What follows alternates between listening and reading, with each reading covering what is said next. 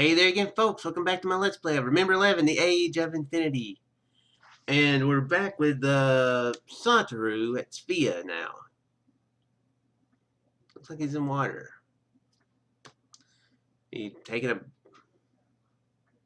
Was this about when she was going to take a bath or something? Hopefully she decided not to take the medicine. No, hopefully she did decide to take the medicine. Yeah, that's how it worked. See, that part still confuses me a little bit.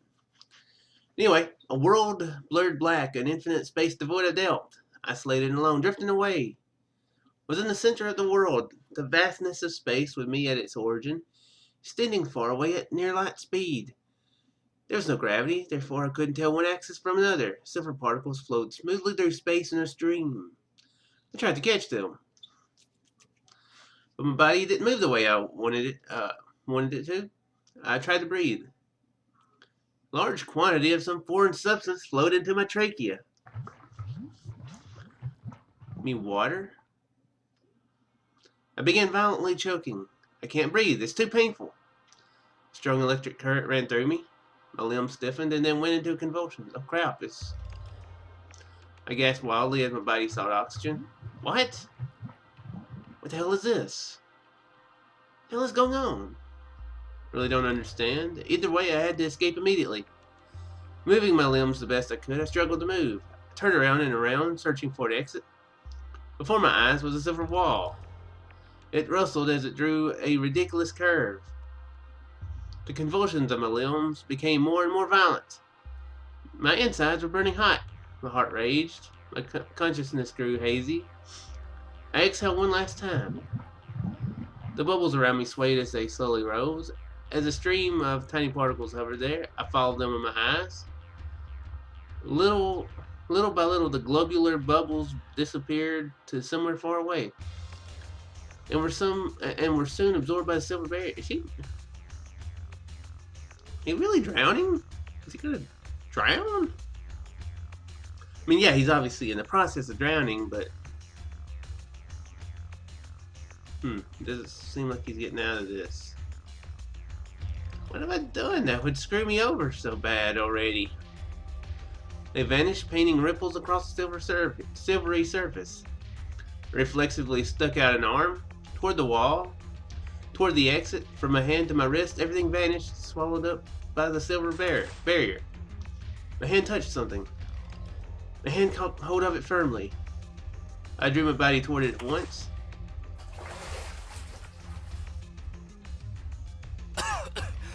Oh, okay. It looked like he's really going to drown there.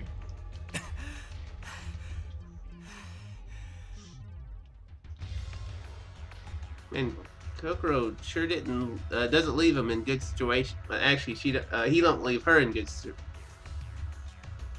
They should probably not like each other, to be honest. I sat down on the floor, devoid of all strength. I hung my head and leaned back against the wall.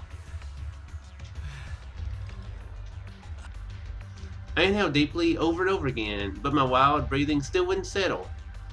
The concentration of oxygen in my blood was still too low. My consciousness was dim. I couldn't gather my thoughts at all. There was one thing I knew. Somehow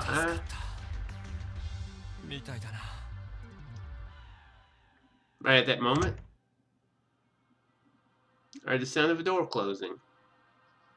The sound wasn't from the bathroom. It seemed to come from the other side where the door to my room was. Did someone enter the room? Or did they leave it? I wasn't sure. There was nothing I could do about it. Is this where he's thinking that somebody's trying to kill him? My body was heavy like a lump of lead, making it difficult to even crawl. The only thing I could do was listen with the utmost care. I couldn't hear a thing. It was completely silent. Does that mean the sound I heard was that of someone leaving? In my current hazy state of consciousness, even coming to such a simple conclusion took a considerable amount of time. One way or another, at least my breathing had finally returned to normal. My pulse had steadied as well. Only the inside of my head still felt blurred, as though a mist had enfolded it. I tried taking another look around the room. I was in the bathroom in Sphia. I didn't know whose room it was. My surroundings were engulfed in a pure white steam. Still a glance into the bath. into the bathtub to my right. It was filled with hot water. It seemed to be the source of the steam saturating the air. I came back to my original world. Back from the world of the dreams to the real world. I looked down at my body. It was definitely male. A body I was familiar with.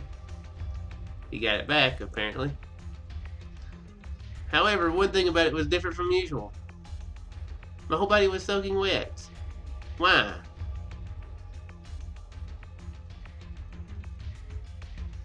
Because he was in the tub. Nothing much to think deeply about. I nearly drowned just now. Yeah, I mean, obviously he was in the tub. I guess he's wondering about why he was in the tub. In that bathtub to my right, thinking about what happened earlier, it seemed like I'd been sinking into the water head first. But I don't know why or how things ended up like that. The memories I had of being in Svea stopped around the time I dropped the cups in the kitchen. I remember nothing of what happened in Svea from then on. Naturally, I had no memory of filling the bathtub with water and diving into it with my clothes still on. DID? Was my body controlled by another personality during that time? Why was I in the bathroom with clothes still on? Moreover, head first, upside down, in the bathtub? Did I fall over? Or recall the sound of the door I just heard? If that was the sound of someone going out, means that that person was close by while I was drowning. They were outside the bathroom. There's no way they wouldn't have noticed that something was amiss from my frantic struggling. Normally one would at least check to see what happened. Oh my gosh. I hear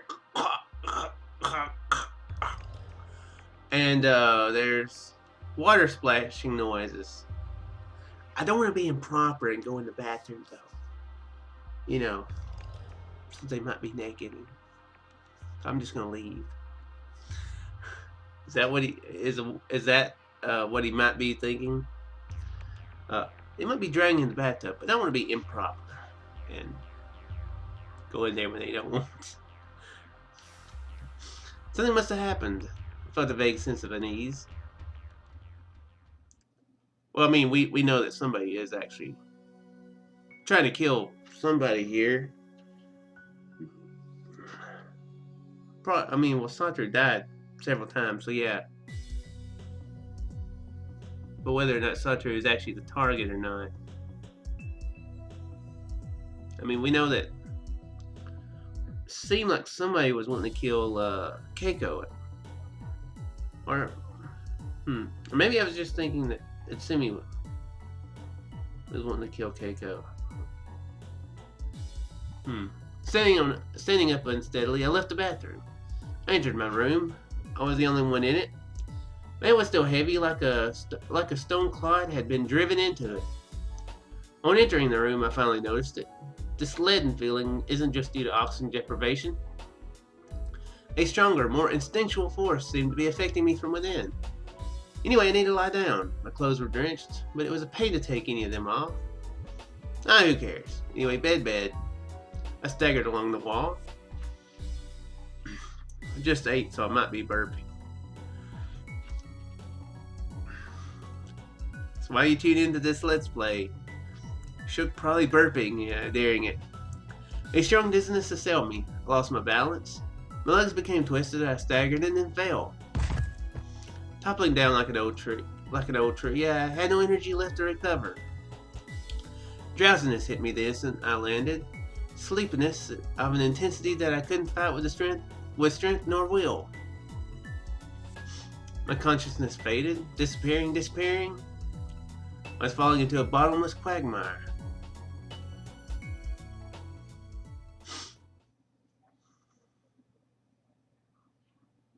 Ooh, we're on the second day.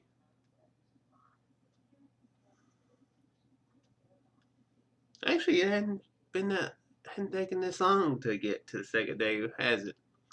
Like yesterday, there was a storm outside. The hoarse roar of the wind hurt my ears. It's like, why's a horse roaring? Wouldn't they be neighing? Sound filled me with a terrible melancholy. Having decided to stay as far away from the windows as possible, I was now sitting close to the door. But even that didn't bring me any peace of mind. The sound of the blizzard filled every nook and cranny of the room. Of course, it wasn't the weather's fault I was in such a dark mood. After all, an ominous situation was drawing ever closer.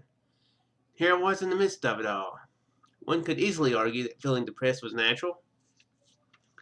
There was just too much to think about. My brain couldn't operate fast enough to process everything. I never once considered giving up. Gathering my thoughts, I slowly went over my endless list of worries and troubles. I grappled with that mountain of challenges for 4 hours. I hadn't stopped thinking since waking up, and as my thoughts finally took shape, I somehow noticed a means of escape. Before I describe it, I'll sort out the situation first.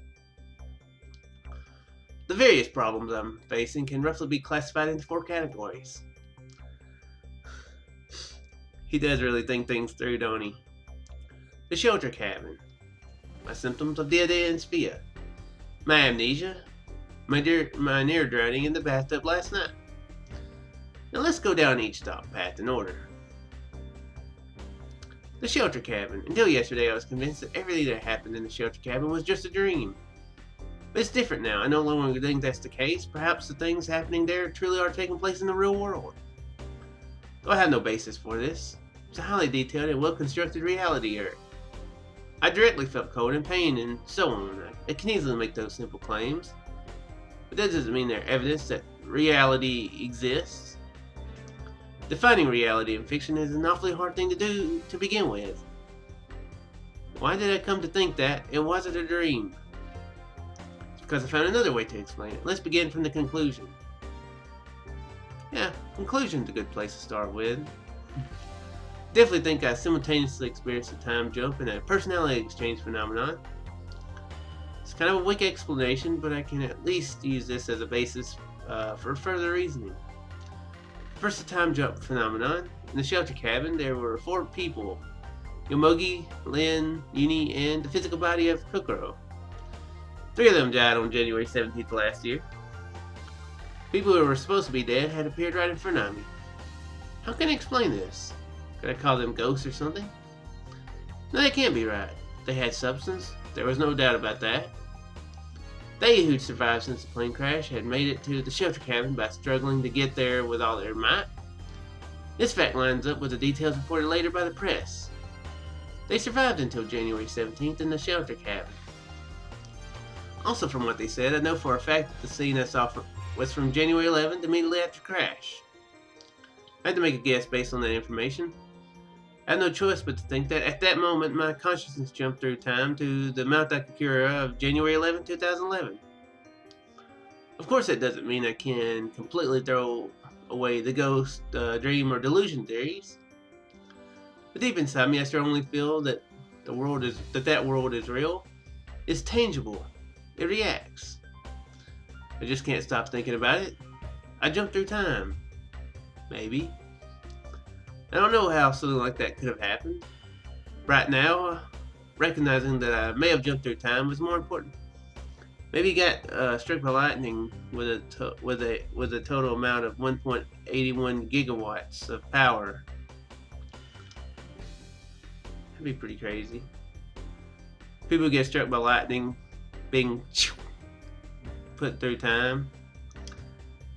Because that would really suck, because you know what they say, lightning doesn't strike the same place twice. They wouldn't get back.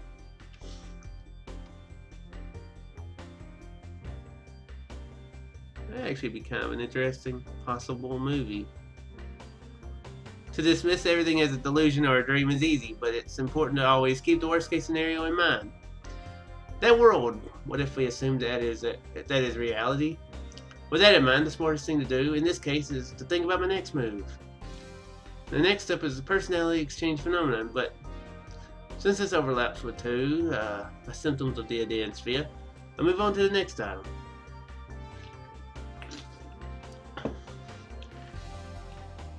I think probably another sign he might be suffering from something is the fact that he's talking all this stuff out and listing it to no one in particular. I'd actually like to imagine that he's somebody walked into the room, he's actually saying all this stuff out loud. If what I saw at that shelter cabin is real, then it means that my consciousness is going back and forth between Mount Akakura in 2011 and Aosagi Island in 2012. Can't really say, blame them. I think about crap a lot, so, just normally none of it is actually intelligence. My body at Mount Akakura was that of Fuyukawa Kokoro. During the time I was there, what happened to my body back in Aosogi Island? I know I mispronounced that. Let's start with the conclusion again. Perhaps Fuyukawa Kokoro's consciousness was transferred into my body. When my consciousness possesses Fuyukawa Kokoro's body in the shelter cabin, Fuyukawa Kokoro's consciousness possesses my body in Sphia. When my consciousness goes back to my body at Sphia, Fuyukawa Kokoro's consciousness also goes back into her body at the shelter cabin. Oh my gosh, consciousness. If I have to say consciousness again, I'm going to lose it. Based on the testimony of the others at both the shelter cabin and Sphia, this appears to be the case. That is to say, as I thought, I never had the ID. I can say the same thing at both the shelter cabin and Sphia. I don't suffer from any mental disorders. I was simply dragged in this baffling circumstance that could only be called a personality exchange phenomenon. PEP, for short. Help! However, even with that said, this isn't an easy case that can be settled simply by explaining it's a PELP. I'm not gonna call it PELP every time. That sounds really weird. It would make it a little bit easier. This is because this unbelievably weird, near supernatural phenomenon accompanies it, the time jump. Troublesome indeed, a nasty situation. How did this happen? I don't have the slightest idea what might have caused it. Since I don't know the cause, I don't know when the phenomenon will occur next, or when it will end. Though I have a hunch that it hasn't happened since last night. Perhaps while I was asleep, the time jump phenomenon and personality exchange phenomenon occurred.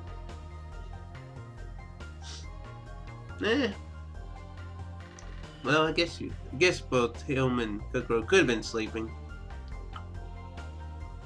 Time jump phenomenon plus personality exchange phenomenon. Hereafter I'll call it the exchange phenomenon.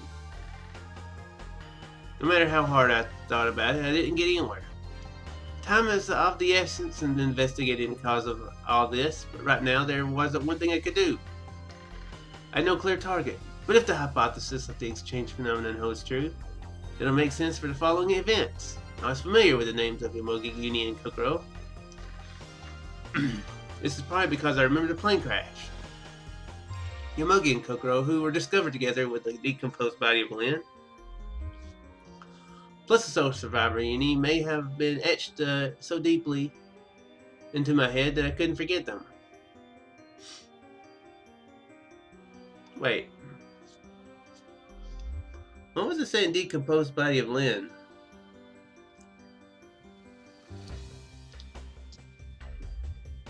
Well, for one thing, I would think that the ice would have preserved the bodies. It said they were discovered 7 hours after they died, or after the avalanche. I'll explain my amnesia in detail later. For now, my recollections of them seem to be due to the above reason. Next, Uni, if the personality exchange theory is correct, then the enigma of Uni existing in both worlds at once is solved. Since the world of the shelter cabin is in 2011 and the world of Sphia in 2012, it's not impossible. This is my guess. The only one not... Oh, my nose. The only one not caught in the avalanche on January 17th, 2011, Uni managed to escape death and turned up in Sphia a year later. The sole survivor of the plane crash, Kusada Uni, I don't know why he came to Sphia. Where did he go and what did he do there in that year? And even then, it's uncertain how he managed to get into Sphia. This isn't a facility that an outsider can freely enter and leave. One does not simply walk into Sphia. The front gate is always shut tight, and the wall surrounding it is a full 7 meters high. There's no way you could just climb over it, but in reality, he's here. Here as if it were totally natural. The story I heard from Mitsumi last night suddenly came to mind. Decided you need exist to exist. What does that mean? Include the matter of the terabyte disk, and it really makes me think that it's necessary to hear the details from Uni itself. Or get the disk and look at it. Number 3, my amnesia.